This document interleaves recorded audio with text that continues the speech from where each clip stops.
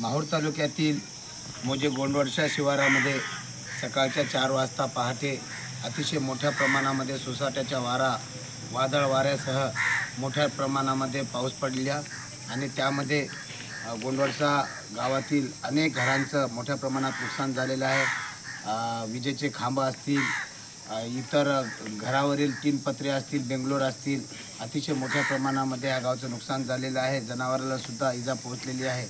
मागील 15 दिवसामध्ये हा आपत्काल दुसऱ्यांदा आलेला आहे। यापूर्वीसुद्धा चिक्रमवाडी, जुना पाणी ह्या भागामध्ये मोठ्या प्रमाणामध्ये अशाच प्रकारचं वादळ वारं झालेलं आहे आणि गेल्या अनेक दिवसापासून या पद्धतीचं वातावरण निर्माण होत असून यामध्ये कुठल्याही प्रकारचं शासनानं गांभीर्यानं लक्ष दिलेलं नाही।